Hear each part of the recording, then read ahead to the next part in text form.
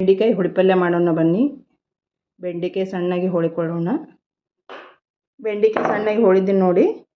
ಉತ್ತರ ಕರ್ನಾಟಕದ ಕಡೆ ಭಾಳ ಮಾಡ್ತಾರೆ ಇದು ಬೆಂಡೆಕಾಯಿ ಹುಳಿಪಲ್ಯ. ಹುಳಿರುವ ಬೆಂಡೆಕಾಯಿ ಒಂದು ಕಡಾಯಿಗೆ ಹಾಕಿ ನೋಡಿ, ಚೆನ್ನಾಗಿ ಹುರಿಯೋಣ. ಇದು ಸ್ವಲ್ಪ ಎಣ್ಣೆ ಹಾಕಿ ಹುರಿಯೋಣ. ಬೆಂಡೆಕಾಯಿ ಚೆಂದಾಗಿ ಕೆಂಪಾಗೋ ತನಕ ಹುರಿಯೋಣ.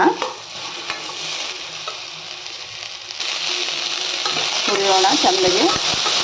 ಉತ್ತರ ಕರ್ನಾಟಕದ ಕಡೆ ಭಾಳ ಮಾಡ್ತಾರೆ ಬೆಂಡೆಕಾಯಿ ಹುಳಿಪಲ್ಯ. ತುಂಬ ರುಚಿಯಾಗಿರುತ್ತೆ, ರೊಟ್ಟಿ ಜೊತೆ ತುಂಬ ರುಚಿ ಇರುತ್ತೆ. ಒಂದ್ಸಲ ಮಾಡಿ ನೋಡಿ ಹೆಂಗೆ ಬೆಂಡೆಕಾಯಿ ಹುಳಿಪಲ್ಯ.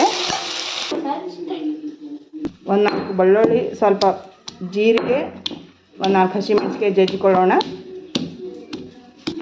ಮೆಣಸಿಕಾಯಿ, ಜೀರಿಗೆ, ಬೆಳ್ಳುಳ್ಳಿ ಸಣ್ಣಗೆ ಜಜ್ಜಿದ್ದೀನಿ ನೋಡಿ. ಹುಳಿಪಲ್ಯಕ್ಕೆ ಸ್ವಲ್ಪ ಮೊಸರು ಬೇಕು ನೋಡಿ. ಮಜ್ಜಿಗೆ ಮಾಡ್ಕೊಂಡು ಇಟ್ಕೊಳ್ಳಿ.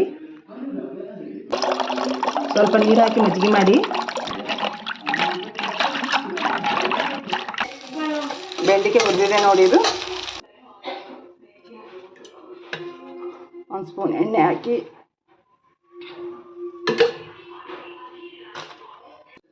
ಒಂದು ಸ್ವಲ್ಪ ಸಾಸಿವೆ ಹಾಕಿ, ಸಾಸಿವೆ ಚಟಪಟ ಅನ್ನಂಗೆ ಬಿಡ್ರಿ. ಒಂದೆರಡು ಎಲೆ ಕರಿಬೇವು ಹಾಕಿ, ಕುಟ್ಟಿರುವ ಬೆಳ್ಳುಳ್ಳಿ, ಜೀರಿಗೆ, ಹಸಿಮೆಣಸಿನಕಾಯಿ ಪೇಸ್ಟ್ ಹಾಕಿ ಚೆನ್ನಾಗಿ ಫ್ರೈ ಮಾಡಿ ಬೆಂಡೆಕಾಯಿ ಹಾಕಿಕೊಳ್ಳಿ. ಹುರಿದಿರೋ ಬೆಂಡೆಕಾಯಿ ಚೆನ್ನಾಗಿ ಫ್ರೈ ಮಾಡಿ, ಸ್ವಲ್ಪ ರುಚಿಗೆ ತಕ್ಕಷ್ಟು ಉಪ್ಪು ಹಾಕಿ, ಒಂದು ಸ್ವಲ್ಪ ಅರಿಶಿನ ಹಾಕಿ, ಒಂದು ಸ್ವಲ್ಪ ನೀರು ಹಾಕಿ ಕುದಿಯಲು ಬಿಡಿ. ಒಂದು 5 ನಿಮಿಷ ಕುದಿಯಲು ಬಿಡಿ. ಒಂದು 2 ಸ್ಪೂನ್ ಕಡಲೆ ಹಿಟ್ಟು ತೊಗೊಂಡು ಕಲಿಸಿ, ಸ್ವಲ್ಪ ನೀರು ಹಾಕಿ ಕಲಿಸಿಕೊಳ್ಳಿ.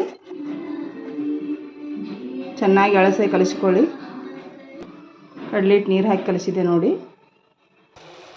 ಈ ಕುದಿಯುತ್ತಿರುವ ಬೆಂಡೆಕಾಯಿಗೆ ಕಡಲೆ ಹಿಟ್ಟು ನೀರು ಕಲಿಸಿಟ್ಟಿರೋ ಕಡಲೆ ಹಿಟ್ಟು ಕೂಡಿಸಿ ಚೆನ್ನಾಗಿ ತಿರುವಿ.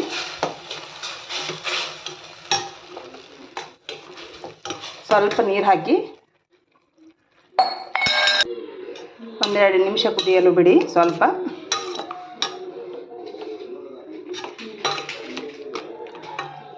2 ಸ್ಪೂನ್ ಕಡಲೆ ಹಿಟ್ಟು ಹಾಕಿ.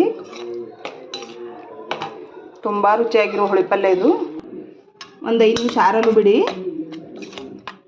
ಮಜ್ಜಿಗೆ ಹಾಕಿಕೊಳ್ಬೇಕಲ್ಲ ಇದ್ರಾಗ. 5 ನಿಮಿಷ ಬಿಡಿ.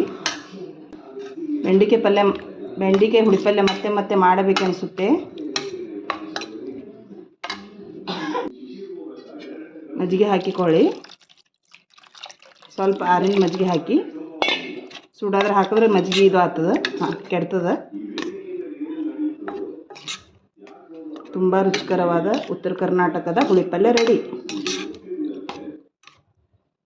ಒಮ್ಮೆ ಮಾಡಿ ನೋಡಿ. ರೊಟ್ಟಿ ಜೊತೆಯಲ್ಲಿ ಸೂಪರ್ ಆಗಿರುತ್ತೆ.